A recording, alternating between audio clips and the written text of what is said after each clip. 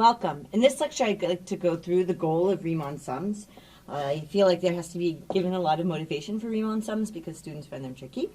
So let's go ahead.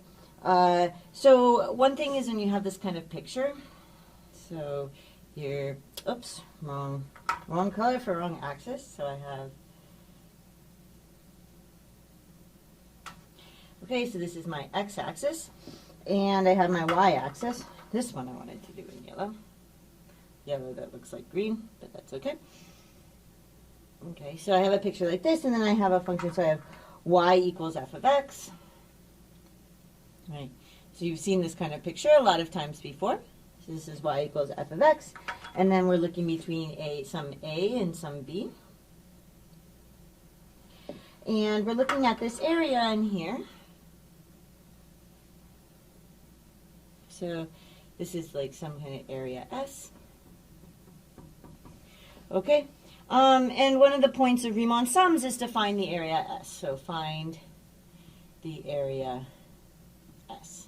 Okay, so that's one kind of thing that we're trying to do with Riemann sums. And this is in fact the same process as, so this is the same process as, so this is same process as when we want to go from rate to quantity. Okay, so we want to go from rate to quantity. Right? So for example, I could start with a function f, right? And then I would go to this kind of area under f, like we have in the picture there. So this is the area under f, and these are actually the same process. I know this might feel a little bit strange, that going from rate to quantity is the same as going from f to the area under f, where f is my rate. Okay, and this will be the same as having f going to, well, we're going to get to all these things, but going to the, I'm going to put this red also because it's going to turn out that this is really the same thing. So the antiderivative or integral of f, right, which is the same thing as going to, right, we're going to, as I said kind of here, this, but we'll repeat it one more time, as going from the rate f to the quantity, and this will be some kind of big F, okay? So, which is not, this is not the same origin as that one, okay?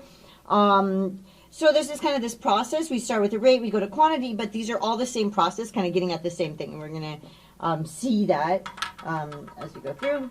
And I like to say, so here's kind of my list talking about, so Riemann sums are not crazy theoretical nonsense. So here's kind of my list. So Riemann sums are not crazy theoretical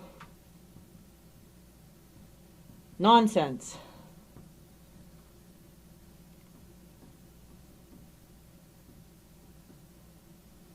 Okay, and I'm going to put even more exclamation points. I want to put more exclamation points. Okay, so here's kind of 3 reasons. And these kinds of things, you're going to hear me. I say them again and again. One of them is that approximation is actually extremely important.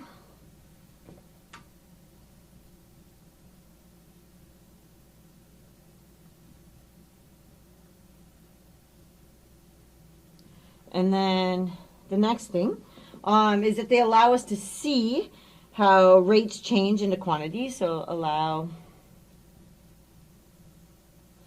us to see how rates change into quantities.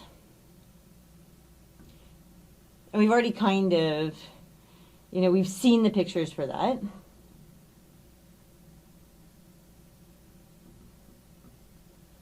And then they help us to see appropriate integral to compute. So they help us to see appropriate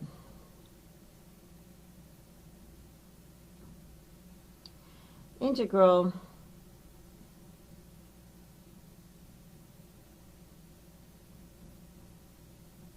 to compute. Okay, so this is just kind of, it's good to kind of understand kind of the underlying goals behind what you're doing, particularly with something like Riemann sums and you're feeling frustrated and you're like, why in the world am I doing this? There's a lot of reasons why you're doing it. Okay, so I hope that made some sense, and I will see you in the next lecture.